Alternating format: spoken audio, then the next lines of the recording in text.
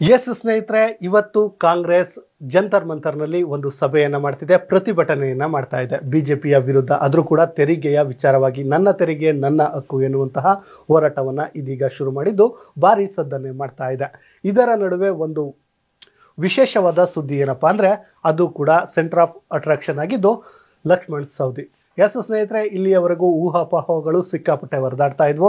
ಜಗದೀಶ್ ಶೆಟ್ಟರ್ ಹೋಗಿದ್ದಾರೆ, ಇನ್ನೇನಿದ್ರು ಜನಾರ್ದನ್ ರೆಡ್ಡಿ ಹೋಗ್ತಾರೆ, ಅವರಿಲ್ಲ ಅಂದ್ರೆ ಇನ್ನೇನಂತೆ ಲಕ್ಷ್ಮಣ್ ಸವದಿ ಅವರು ಹೋಗ್ತಾರೆ ಎನ್ನುವಂತಹ ಮಾತುಗಳು ಸಿಕ್ಕಾಪಟ್ಟೆ ವೈರಲ್ ಆಗಿದ್ವು. ಅದರಲ್ಲೂ ಕೂಡ ಲಕ್ಷ್ಮಣ್ ಸವದಿ ಹೇಳ್ತಾ ಇದ್ರು, ಶೆಟ್ಟರ್ ಬೇರೆ ನಾನ್ ಬೇರೆ, ಶೆಟ್ಟರೇ ಬೇರೆ ಸೌದಿಯೇ ಬೇರೆ ಎನ್ನುವಂಥ ಮಾತುಗಳನ್ನು ಆಡಿದ್ದು ನಿಮ್ಮೆಲ್ಲರಿಗೂ ಗೊತ್ತಿತ್ತು. ಆದರೂ ಕೂಡ ನನಗೊಂದು ಫೋನ್ ಬಂದಿದೆ, ಏನು ಪ್ರಮುಖ ನಾಯಕರೇ ನನಗೆ ಫೋನನ್ನು ಮಾಡಿದ್ದಾರೆ ಎನ್ನುವಂತಹ ಮಾತನ್ನು ಹೇಳಿದರು. ಆಮೇಲೆ ಸೆಂಟ್ರಲಿಂದ ಹೈಕಮಾಂಡಿಂದ ಆಫರ್ ಬಂತು, ಬಿಗ್ ಆಫರ್ ಸೌದಿ ಅವರಿಗೆ ಬಂತು, ನಿಮಗೆ ಸಚಿವ ಸ್ಥಾನ ಕೊಡ್ತೀವಿ, ನಿಮ್ಮ ಚಿಕ್ಕೋಡಿಗೆಯಲ್ಲಿ ನಿಮ್ಮ ಮಗನಿಗೆ ಸೀಟನ್ನು ಕೊಡ್ತೀವಿ ಎನ್ನುವಂತಹ ಮಾತುಗಳು ಕೂಡ ಹರಿದಾಡಿದ್ವು. ಅದಷ್ಟೇ ಅಲ್ಲ, ಬಹುತೇಕ ಸೌದಿಯವರು ಹೋಗೇ ಬಿಟ್ಟರು, ಸೌದಿಯವರು ಕೈಗೆ ಶಾಕನ್ನು ಕೊಟ್ಬಿಟ್ರು ಎನ್ನುವಂಥ ಮಾತುಗಳು ಕೂಡ ನೀವು ಕೇಳಿದ್ರಿ. ಆದರೆ ಇದೀಗ ಸೌದಿಯವರು ಕೈ ಬಿಡ್ತಾರಾ ಅಂದರೆ ಖಂಡಿತ ಬಿಡೋದಿಲ್ಲ ಎನ್ನುವಂತಹ ಸಂದೇಶವನ್ನು ಇದೀಗ ಕೊಡ್ತಾ ಇದ್ದಾರೆ. ಯಾಕಂದರೆ ಒಂದು ಏನು ಜಂತರ್ ಮಂತರಲ್ಲಿ ಹೋರಾಟ ನಡೀತು, ಆ ಹೋರಾಟದಲ್ಲಿ ಸೆಂಟರ್ ಆಫ್ ಅಟ್ರಾಕ್ಷನ್ ಆಗಿದ್ದು ಸೌದಿ. ಹೌದು, ಮುಖ್ಯಮಂತ್ರಿ ಸಿದ್ದರಾಮಯ್ಯನವರ ಪಕ್ಕದಲ್ಲಿಯೇ ಕೂತ್ಕೊಂಡು ಸೌದಿಯವರು ಹೋರಾಟ ಮಾಡಿದ್ದಾರೆ.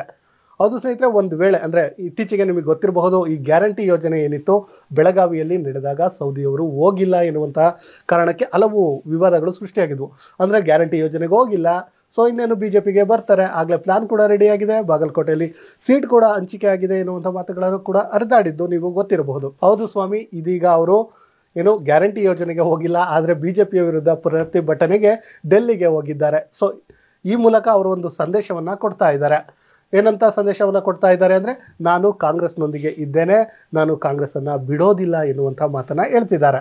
ಆದರೆ ಒಂದು ಮಾತು ಸತ್ಯ ಸ್ನೇಹಿತರೆ, ಈ ಮೊದಲಿನಿಂದಲೂ ಹೇಳುವಂತೆ ರಾಜಕೀಯದಲ್ಲಿ ಯಾರೂ ಶತ್ರುವಲ್ಲ, ಯಾರೂ ಮಿತ್ರರಲ್ಲ, ಯಾವಾಗ ಏನು ಬೇಕಾದರೂ ಆಗಬಹುದು. ಇವತ್ತು ಸೌದಿಯವರು ಅಲ್ಲಿ ಹೋರಾಟದಲ್ಲಿ ಪ್ರಮುಖರಾಗಿ ಕುಂತಿರಬಹುದು, ಆದರೆ ನಾಳೆ ಬಿ ಜೆ ಪಿಗೆ ಹೋದರೂ ಅಚ್ಚರಿ ಇಲ್ಲ, ಇಲ್ಲ ಬಿ ಜೆ ಪಿಗೆ ಹೋಗ್ದಲೇ ಕಾಂಗ್ರೆಸ್ನಲ್ಲೇ ಇದ್ದು ಏನು ಬಿ ಜೆ ಪಿಯನ್ನು ಎದುರಿಸಬಹುದು. ಒಟ್ಟಿನಲ್ಲಿ ಯಾವ ಕ್ಷಣದಲ್ಲಿ ಏನಾಗುತ್ತೋ ಗೊತ್ತಿಲ್ಲ. ಬಟ್ ಇಷ್ಟು ದಿನ ಹರಿದಾಡ್ತಿದ್ದಂತಹ ಒಂದು ಸುದ್ದಿ ಏನಪ್ಪ ಅಂದರೆ, ಸೌದಿಯವರು ಕಾಂಗ್ರೆಸ್ಗೆ ಶಾಕ್ ಕೊಟ್ಟಿದ್ದಾರೆ, ಸೌದಿಯವರು ಬಹುತೇಕ ಬಿ ಜೆ ಪಿಗೆ ಬರ್ತಾರೆ ಎನ್ನುವಂಥ ಮಾತುಗಳು ಎಲ್ಲೆಡೆ ಹರಿದಾಡ್ತಾ ಇದ್ವು. ಸೊ ಅದಕ್ಕೆ ಇದೀಗ ಸೌದಿಯವರೇ ನೇರವಾಗಿ ಬ್ರೇಕನ್ನು ಹಾಕಿದ್ದಾರೆ. ದೆಹಲಿಗೆ ಹೋಗಿ ಅದು ಕೂಡ ಹೈಕಮಾಂಡ್ ಮುಂದೆ, ಅಂದರೆ ಏನು ಬಿ ಜೆ ಪಿಯ ಹೈಕಮಾಂಡ್ ಮುಂದೆ ಹೋರಾಟವನ್ನು ಮಾಡಿದ್ದಾರೆ. ನನ್ನ ತೆರಿಗೆ ನನ್ನ ಹಕ್ಕು ಎನ್ನುವಂಥ ಹೋರಾಟದಲ್ಲಿ ಮಧ್ಯದ ಏನು ಸೀಟ್ ಇರುತ್ತೆ ಅಲ್ಲಿ ಕೂತ್ಕೊಂಡು ಪ್ರತಿಭಟನೆಯನ್ನ ಮಾಡುವ ಮೂಲಕ ನಾನು ಸದಾ ಕಾಂಗ್ರೆಸ್ನೊಂದಿಗೆ ಇರ್ತೇನೆ ಎನ್ನುವಂತಹ ಒಂದು ಏನು ಸಂದೇಶವನ್ನ ರವಾನೆ ಮಾಡಿದ್ದಾರೆ. ಒಟ್ಟಿನಲ್ಲಿ ಸ್ನೇಹಿತರೆ, ಇಷ್ಟು ದಿನ ಹರಿದಾಡ್ತಿದ್ದಂತಹ ಸುದ್ದಿಗೆ ಇದೀಗ ಲಕ್ಷ್ಮಣ್ ಸವದಿ ಅವರು ಬ್ರೇಕನ್ನು ಹಾಕಿದ್ದಾರೆ. ಆದರೆ ನಿಜಕ್ಕೂ ಇದು ಬಲವಂತದಿಂದ ಅವರು ಹೋಗಿದ್ದ ಅಥವಾ ಸ್ವಯಂ ಪ್ರೇರಿತವಾಗಿ ಹೋಗಿದ್ದ, ಅದು ಸೆಕೆಂಡ್ರಿ. ಒಟ್ಟಿನಲ್ಲಿ ಇದೀಗ ಲಕ್ಷ್ಮಣ್ ಸವದಿ ಅವರು ದೆಹಲಿಯಲ್ಲಿ ಕಾಣಿಸಿಕೊಂಡಿರುವಂಥದ್ದು ಇಷ್ಟು ದಿನ ಹರಿದಾಡುತ್ತಿದ್ದಂತಹ ಊಹಾಪೋಹಗಳಿಗೆ ಬ್ರೇಕ್ ಅಂತೂ ಹಾಕಿದೆ. ಇಂತಹದ್ದೇ ಸುದ್ದಿಗಾಗಿ ಸದಾ ನೋಡ್ತಾ ಇರಿ ಲೈನ್ ಟಿವಿ ಕನ್ನಡ.